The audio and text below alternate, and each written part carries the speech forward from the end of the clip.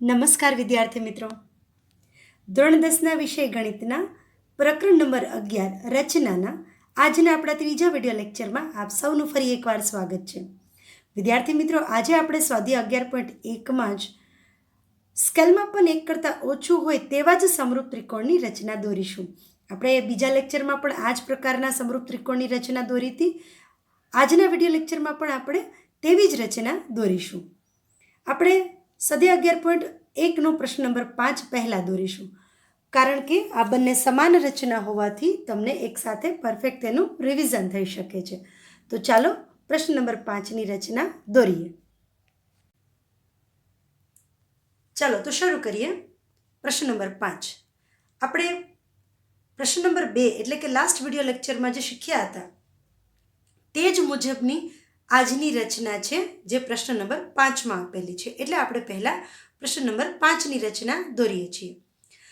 આ રચના પણ સ્કેલમાં પણ એક કરતાં ઓછું હોય તેવા જ સમરૂપ ત્રિકોણની રચના દોરવાની છે. પ્રશ્ન સમજીએ કે BC બરાબર 6 સેમી, AB બરાબર 5 સેમી અને ખૂણો ABC 60 અંશ હોય તેવા ત્રિકોણ ABCની રચના કરો. એટલે પહેલાં આપણે ત્રિકોણ ABC દોરીશું, જેના બે બાજુના માપ અને એક ખૂણો આપેલો છે. પછી તે જ ત્રિકોણ ABCની અનુરૂપ બાજુઓને 3/4 પ્રમાણ હોય. તો જુઓ, 3/4 એટલે એક કરતાં ઓછું થયું. તો 3/4 પ્રમાણ હોય તેવી બાજુવાળા ત્રિકોણની રચના કરો. તો વિદ્યાર્થી મિત્રો, આપણને ત્રિકોણ દોરવા માટે બે બાજુઓના માપ અને ખૂણો આપેલો છે.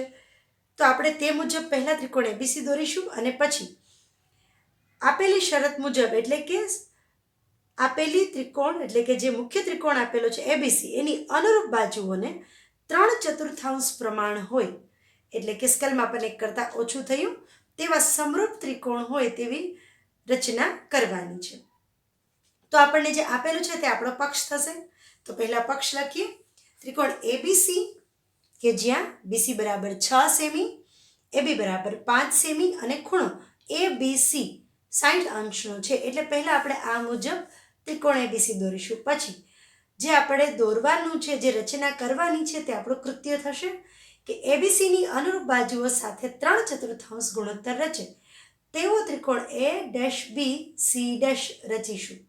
તો આપણે જેમ બીજી રચના દોરી હતી લાસ્ટ વિડીયો લેક્ચરમાં, તે જ મુજબની રચના આજે આપણે અહીંયા દોરવાની છે. એટલે કે આપેલો ત્રિકોણ હોય તેનો અંદરની બાજુ માગેલો ત્રિકોણ મળે.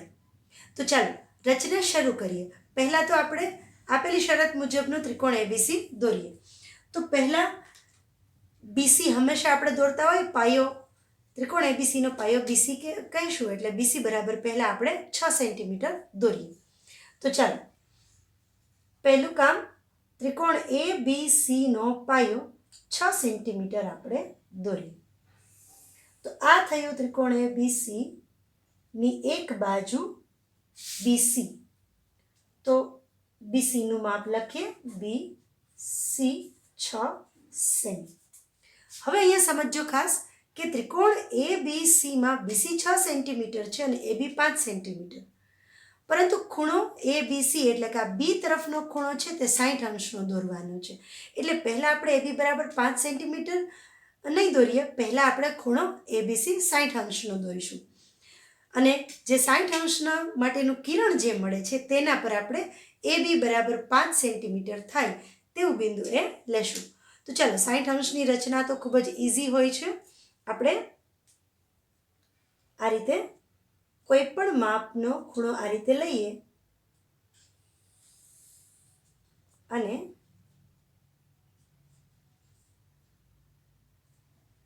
તો આ 60 અંશનો ખૂણો થશે.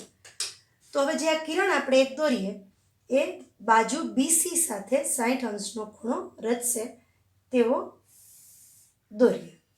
ચાલો, હવે આ જે આપણે કિરણ દોર્યું છે તેના પર હવે AB બરાબર 5 સેન્ટીમીટર, એટલે તમે આ રીતે પણ 5 સેન્ટીમીટર લઈ શકો છો, અથવા પરિકરની મદદથી આ રીતે પરિકરની મદદથી પહેલાં 5 સેન્ટીમીટર માપી લેવાનું. ચાલો, તો આ રીતે પહેલાં આપણે પરિકરની મદદથી 5 સેન્ટીમીટર માપીએ. તો આ થઈ ગયું 5 સેન્ટીમીટર. તો બીને કેન્દ્ર રાખી આ રીતે 5 સેન્ટીમીટરની આપણે એક જે ચાપ દોરીશું તે આપણું શિરોબિંદુ થઈ ગયું એ. હવે આપણે આ જે બિંદુ એ મળી ગયું આપણું, એટલે આ એ બી બાજુ થઈ ગઈ 5 સેન્ટીમીટર અને આ ખૂણો થયો 60 અંશનો. હવે આપણે બિંદુ એને આપણે સી સાથે જોડી દઈએ. તો પહેલાં તો હજી આપણે આપેલો ત્રિકોણ હતો કે જેની એક બાજુ બીસી બરાબર 6 સેમી, ખૂણો એ બી સી 60 અંશનો થયો અને એ બી બાજુ આપણે 5 સેન્ટીમીટરની દોરી. હવે આપણે મુદ્દા પેરેલલ સમજતા જઈએ અને તમારે આ રીતે લખતા પણ જવાનું છે. પહેલો મુદ્દો, આપેલા માપનો ત્રિકોણ એબીસી રચવો. તો આપણે આ ત્રિકોણ એબીસીની રચના કરી. હવે આપણે લાસ્ટ લેક્ચરમાં જે કામ કર્યું હતું તે જ મુજબ કરીશું કે બીસીના જે અર્ધતલમાં, એટલે કે જે આ બીસી રેખાખંડ છે જેના અર્ધતલમાં એ બિંદુ આપેલું છે તેનાથી વિરુદ્ધ અર્ધતલમાં આપણે એવું એક કિરણ બીએક્સ દોરીશું જે રેખાખંડ બીસી સાથે લઘુકોણ રચે. તો લઘુકોણ તમે 90 અંશથી ઓછા માપનો કોઈ પણ આ રીતે ડાયરેક્ટ પણ કરી શકો છો અથવા તમે 60 અંશના માપનો રચના પણ કરી શકો છો.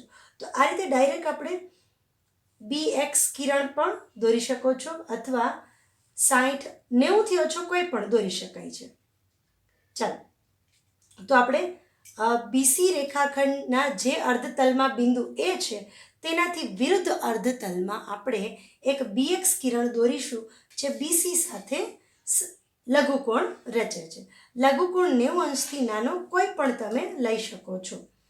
તો આ રીતે જે હમણાં આપણે 60 અંશ રચના કરી હતી તે મુજબ પણ કરી શકો છો અથવા મેં કહ્યું એ મુજબ સ્કેલથી ડાયરેક્ટ પણ તમે કરી શકો છો.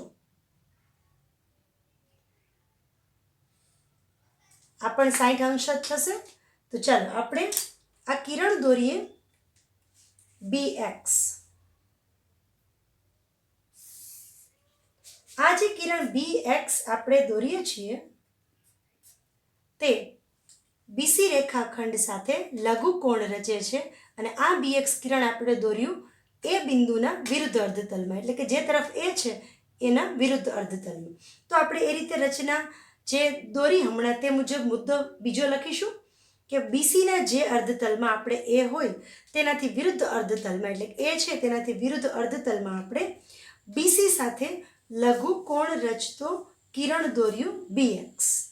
હવે આપણે બીએક્સ કિરણ ઉપર આપણે કુલ 4 ચાપ લઈશું, સમાન ચાપ. જો આ રીતે 3/4 છે એટલે મોટો આંકડો કયો થયો? 4 થયો. તો કુલ 4 સમાન ખંડ આપણે અહીંયા લેવા છે.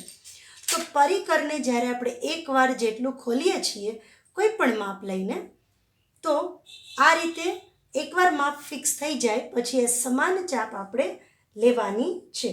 તો જો આ રીતે આપણે અહીંયા લઈએ, આ લેશું આપણે B1, B2, B3 અને આ થયો આપણો B4. તો વિદ્યાર્થી મિત્રો અહીંયા આપણે નામ આપી દઈએ B1, B2, B3 અને આ થયું B4. તો હવે આપણે અહીંયા જે આપણું B4 બિંદુ છે એને આપણે રેખાખંડ એવી રીતે દોરવાનું છે કે B4ને આપણે C સાથે જોડવાનું છે. તો જે આ છેલ્લી ચાપ થઈને આપણી, એટલે જો આપણે બીએક્સ કિરણ પર B1 is equal to B1 B2 is equal to B2 B3 is equal to B3 B4 આપણે દોર્યું. હવે આપણે આ B4 બિંદુને C બિંદુ સાથે જોડીશું. તો જો આપણે જે રચના કરી તે ત્રીજો મુદ્દો લખીએ કે બીએક્સ કિરણ પર B1 is equal to B1 B2 is equal to B2 B3 is equal to B3 B4 રચના કરી. હવે આપણે આ જે B4 બિંદુ છે તેને આપણે C બિંદુ સાથે જોડીશું. આ આપણું C બિંદુ થયું અને આ B4 બિંદુ થયું. તો પહેલાં આપણે B4ને C બિંદુ સાથે જોડીશું. તો B4C જે રેખાખંડ થયું હવે આપણે તેને સમાંતર રેખાખંડ દોરવો છે B3 બિંદુમાંથી. શા માટે B3 બિંદુમાંથી દોરીશું? કારણ કે આપણને અહીંયા ગુણોત્તર 3/4 આપ્યો છે. એટલે પહેલાં B4 બિંદુને C સાથે જોડીશું અને તેને સમાંતર રેખાખંડ આપણે B3 બિંદુમાંથી. ધારો કે આપણને અહીંયા 2 પંચમાંશ આપ્યું હોત તો પહેલાં આપણે B5 ને C સાથે જોડવું પડે અને પછી B2માંથી સમાંતર રેખાખંડ દોરવો પડે. તો ખાસ યાદ રાખજો વિદ્યાર્થી મિત્રો, આ પ્રકારની જ્યારે રચના પૂછાય ત્યારે એક ટ્રીક યાદ રાખવાની કે છેદનું જે અંક બતાવે છે તે મુજબ B4ને આપણે C સાથે જોડાય, પછી અંશનો જે અંક બતાવે છે તેમાંથી તે રેખાખંડને સમાંતર રેખાખંડ દોરવો. તો ચાલો આપણે સમાંતર રેખાખંડ દોરવો હોય તો આપણે શું કરીએ? સમાન ખૂણા રચવા પડે. તો આપણે B4માંથી આ B4 છે તેમાંથી આ રીતે તમે એકવાર પરિકર ખોલી અને કોઈ પણ માપ લઈ શકો છો. તમારે ચાપ કોઈ પણ જગ્યાએ આવી શકે, તો તે માટે એવું જરૂરી નથી કે મારે જે જગ્યાએ ચાપ આવે છે તમે પરિકર જેટલું ખોલશો તે મુજબ તમારી ચાપ મળશે. તો વિદ્યાર્થી મિત્રો, અહીંયાથી હું ખાસ સમજો B4 બિંદુમાંથી એક ચાપ લઉં છું. આ રીતે મોટી ચાપ પણ લઈ શકો છો, ખૂબ નાની ચાપ પણ તમે લઈ શકો છો. આ રીતે કોઈ પણ ચાપ લઈ શકો છો. તો ચાલો અહીંયાથી પહેલાં હું B4 બિંદુમાંથી એક ચાપ લઈશ. આ ખાસ સમજો, મેં B4 બિંદુમાંથી કોઈ પણ માપની એક ચાપ લીધી છે. હવે એ જ માપથી B3 બિંદુમાંથી લેવાનું છે. ખાસ સમજો, પહેલાં B4 બિંદુમાંથી આપણે જે ચાપ દોરી તેટલું જ માપ રાખી અને B3માંથી, કારણ કે આપણે B4C રેખાખંડને સમાંતર રેખાખંડ દોરવો છે B3માંથી. એટલે પહેલાં આપણે જે સમાંતર રેખાખંડ દોરવો હોય તો સમાન ખૂણા રચવા પડે. એટલે જો આપણે લાસ્ટ વિડીયો લેક્ચરમાં શીખ્યા હતા તે જ રચનામાં કામ કર્યું હતું, એ જ મુજબ કામ કરવાનું છે. જો આ B4C છે તો તેને સમાંતર રેખાખંડ દોરવો છે B3Cમાંથી. તો જ્યારે સમાંતર રેખાખંડની રચના કરવી હોય, જો આ B4C રેખાખંડ છે, ફરીથી સમજાવું છું, તેને સમાંતર રેખાખંડની રચના કરવાની છે આ B3 બિંદુમાંથી. તો આપણે સમાન ખૂણા રચવા પડે. તો તેના માટે આપણે કામ કર્યું કે B4માંથી કોઈ પણ માપ લઈને એક ચાપ જે લીધી છે તે જ ચાપનું હવે માપ આપણે ફેરવવાનું નથી, તે જ ચાપ લેશું B3 બિંદુમાંથી. હવે ખાસ સમજો, આ જે ચાપ આપણને માપ મળે છે અહીંયા, જો આ રીતે માપવાનું છે વિદ્યાર્થી મિત્રો, અહીંયા જે આપણે આ ચાપ જે આપણે દોરી બે રેખાખંડ વચ્ચેનો જે આ ખૂણો છે આપણે આ રીતે માપીશું. તો જો આ રીતે માપી અને અહીંયા જો આપણે પરિકર ખાસ તમારું હલે નહીં તે રીતે ખાસ ચાપ લેજો. જો આ રીતે ચાપ લીધી ને તે જ માપની ચાપ ક્યાંથી દોરવાની છે ખાસ સમજજો. આપણે પહેલાં આ ખૂણો માપ્યો છે એટલું જ ચાપ આપણે આ B3માંથી જે ચાપ દોરી હતી, આ ચાપ જે રેખાખંડને છેદે છે ત્યાંથી જ આપણે મારીશું. એટલે પહેલાં આ રીતે. એટલે જો ફરીથી સમજજો, આપણે આ B4ની ચાપ જે અહીંયા છેદતી હતી તે ચાપ અને અહીંયા જે આ ખૂણો છે તે વચ્ચે માપી અને એક ચાપ મારીશું. પછી તે જ માપની ચાપ અહીંયાથી, એટલે કે જે B3માંથી આપણે આ ચાપ દોરી હતી તે જ્યાં છેદે છે ત્યાંથી આપણે અહીંયા દોરીશું. તો જો હવે આપણે આપણા B3 અને આ ચાપને જોડી દઈએ. B3 બિંદુ અને આ જે ચાપના છેદ બિંદુ મળે છે તેને આપણે જોડી દઈએ તો તે B4C રેખાખંડને સમાંતર રેખાખંડ મળ્યું. જો અહીં જોઈ શકીએ છીએ આપણે કે આ B4C રેખાખંડ હતો તેને સમાંતર મળી ગયો. સમાંતર રેખાખંડ દોરવા માટે તે જે બિંદુમાંથી દોરવો છે ત્યાં ખૂણા સમાન દોરવા પડે. હવે જે આ આપણે સમાંતર રેખાખંડ દોર્યો તે BC રેખાખંડને જ્યાં છેદે છે ત્યાં બિંદુનું નામ આપીશું C'. તો જો હવે આપણને B બિંદુ અને C' બિંદુ તો મળી ગયા, B તો હતું જ. હવે આ તરફ જેમ સમાંતર રેખાખંડની રચના કરી છે તે જ મુજબ આપણે અહીંયાથી જે આ એસી રેખાખંડ છે તેને સમાંતર રેખાખંડ સી ડેશ બિંદુમાંથી આપણે દોરીશું. તો જો હમણાં આપણે જે રચના દોરી તે મુદ્દો આપણો ચોથો લખતા જઈએ પેરેલલ કે B4C એટલે જો પહેલાં આપણે B4C રેખાખંડ જોડી તેને સમાંતર રેખાખંડની રચના કરી B3માંથી. એટલે B3માંથી જે આપણે સમાંતર રેખાખંડ દોરીશું એ BC રેખાખંડને એટલે કે આ BC રેખાખંડને સી ડેશ બિંદુમાં છેદે છે. એટલે આપણે રચના એમ કરી કે B4C રેખાખંડ જોડી તેની સમાંતર રેખા B3C ડેશ દોરીએ જે BC રેખાખંડને સી ડેશ બિંદુમાં છેદે. હવે આપણે આ જ રચના ઉપરની તરફ કરીશું કામ કે હવે એસી રેખાખંડ છે તેને સમાંતર રેખાખંડ દોરવો છે સી ડેશ બિંદુમાંથી. તો આપણે જે નીચેની તરફ કામ કર્યું છે તે જ કામ આપણે અહીંયા કરીશું કે જે BX કિરણમાં આપણે B4C અને B3C ડેશ જે સમાંતર રેખાખંડની રચના કરી છે આપણે તે જ આપણે AC રેખાખંડ જે છે તેને સમાંતર સી ડેશમાંથી દોરીશું. તો ચાલો આપણે પહેલાં તો કોઈ પણ માપ લઈ આ રીતે તમે કોઈ પણ માપ લઈ શકો છો. તમારી બુકમાં તમે જે રીતે પરિકરથી માપ લ્યો છો તે આ રીતે કોઈ માપવાનું નથી, પરંતુ જે એકવાર સી બિંદુમાંથી તમે ચાપ દોરો છો, જો આ રીતે,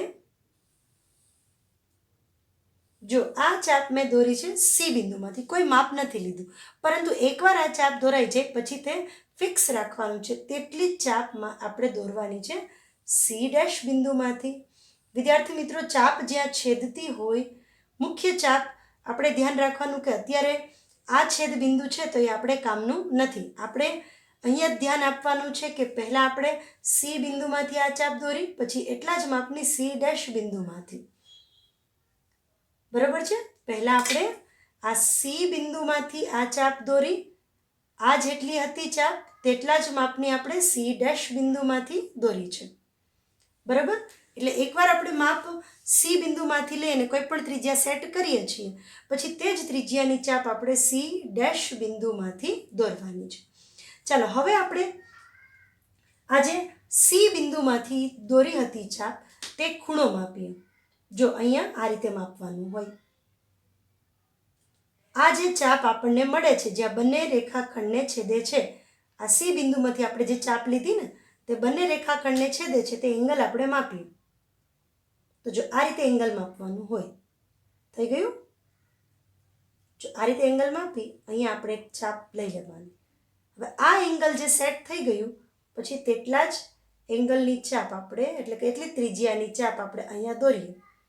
હવે જો ખાસ સમજો, આપણે શું કર્યું છે કે આપણે આ અહીંયાથી જે એંગલ માપી અને અહીંયા ચાપ દોરી તે જથી અહીંયા જે સી ડેશ બિંદુમાંથી આપણે ચાપ દોરી હતી, આ પહેલાં સી બિંદુવાળી ચાપ પરથી આપણે ખૂણો માપ્યો, પછી સી ડેશ બિંદુની જે ચાપ હતી તેમાં આપણે એ જ માપની ચાપ અહીંયા દોરીશું. હવે આ જે બિંદુ મળે છે, અહીંયા જે આપણને આ બિંદુ મળ્યું ને છેદ બિંદુ, તેને સી ડેશ સાથે આપણે જોડી દઈએ. તો જો આ થઈ ગયો સમાંતર રેખાખંડ અને અહીંયા જ્યાં છેદે છે ત્યાં આપણે નામ આપી દઈએ એ ડેશ. તો જો આપણે શેની રચના કરી, એસીને સમાંતર અથવા સી એ પણ બોલી શકો છો, એસીને સમાંતર રેખાખંડ આપણે દોર્યો સી ડેશ બિંદુમાંથી જે એ બી રેખાખંડને એ ડેશ બિંદુમાં છેદે છે. તો સમાંતર રેખાખંડની રચના દોરવાથી આપણને માગેલા ત્રિકોણની ત્રીજી બાજુ પણ મળી ગઈ એ ડેશ સી ડેશ. તો જો આપણે હવે એ મુદ્દો પણ લખીએ કે સી ડેશ બિંદુમાંથી સી એને સમાંતર રેખા દોરી જે બી એ રેખાખંડ એટલે કે બી એ કિરણ પણ કહી શકો છો તેને એ ડેશ બિંદુમાં છેદે છે. તો હવે આપણે આને ડાર્ક કરી દઈએ થોડો, એ ડેશ બી બિંદુ અને બીસી ડેશ બાજુ એટલે કે એ ડેશ બિંદુ અને બી બિંદુ એ આપણો માગેલા ત્રિકોણની એક બાજુ થઈ ગઈ, આ બીસી ડેશ અને આ એ ડેશ સી ડેશ. તો હવે જે આ ત્રિકોણ આપણને અંદરની તરફ મળે છે એ ડેશ બી સી ડેશ, અહીંયા તમે પેન્સિલ શેડો આપીને ડાર્ક પણ કરી શકો છો, જે આપણો જવાબ છે, આપણો માગેલો ત્રિકોણ છે. તો A dash B C dash માગેલો ત્રિકોણ છે, એટલે કે આપેલા ત્રિકોણને અનુરૂપ બાજુઓ સાથે 3/4 ગુણોત્તર રચે તેવો ત્રિકોણ A dash B C dash આપણે રચ્યો. તો આપણો છેલ્લો મુદ્દો, સો ધેરફોર ત્રિકોણ A dash B C dash માગેલો સમરૂપ ત્રિકોણ છે. તો વિદ્યાર્થી મિત્રો, આ જે રચના છે તમારે જ્યારે પણ આપણે યુટ્યુબ વિડીયો પરથી શીખીએ છીએ તેનું પ્રેક્ટિસ વધુ કરવાની છે, કારણ કે અહીંયા આપણા માટે આ થોડી નવી રચના છે. આમ તો પ્રશ્ન નંબર બીજો અને પ્રશ્ન નંબર 5મો સમાન જ છે, એટલે મેં સાથે લીધા છે. લાસ્ટ વિડીયો લેક્ચરમાં પ્રશ્ન નંબર 2 શીખ્યા છીએ, આજે પ્રશ્ન નંબર 5 શીખ્યા છીએ. તો આ સાથે આપણો આ જે રચના હતી તે અહીંયા પૂર્ણ થાય છે. તમારે તમારી ફેરબુકમાં આ રીતે પક્ષ, કૃત્ય, રચના દોરવાની અને આ રીતે મુદ્દા લખીએ તો આપણને પૂરા 4 માર્ક્સ મળી શકે છે. વિદ્યાર્થી મિત્રો, આજના હોમવર્કમાં હંમેશાની જેમ જ હોમવર્ક રહેશે રચનાનું. આજનો પ્રશ્ન નંબર 5 ફરીથી દોરવાની છે. આપણે 1 વાર, 2 વાર, 3 વાર જો એની પ્રેક્ટિસ કરીશું તો આ રચના આપણને પરફેક્ટલી આવડી જશે અને પૂરા માર્ક્સ મળી શકે છે. આપણે નેક્સ્ટ વિડીયો લેક્ચરમાં સ્કેલમાં પણ 1 કરતાં વધુ હોય, એટલે કે અત્યાર સુધી આપણે જો 3/4 ગુણોત્તર હતો, 2/3 ગુણોત્તર હોય તેવી આપણે રચના દોરી હતી. તો તેનો 2/3 કરીએ કે 3/4 કરીએ, <1 હોય તો તેવો ગુણોત્તર હોય તેવા સમરૂપ ત્રિકોણની રચના દોરી છે. હવે આપણે નેક્સ્ટ વિડીયો લેક્ચરમાં જે અનુરૂપ બાજુઓ છે તે ગુણોત્તર આપણને 1 કરતાં વધુ હશે. ધારો કે હું એમ કહું 5/3, તો 5/3 છે તો તે <1 થાય. 4/3 લઈએ તો તે પણ <1 થાય. તો આ પ્રકારની રચના આપણે નેક્સ્ટ વિડીયો લેક્ચરમાં દોરવાની છે, એટલે કે જેમાં આપેલા ત્રિકોણ કરતાં માગેલો ત્રિકોણ થોડો મોટો થશે. તો ફરીથી મળીશું આપણા ચોથા વિડીયો લેક્ચરમાં. આપણને કાંઈ પણ પ્રશ્નો હોય તો મને પૂછતા રહેજો. Thank you so much.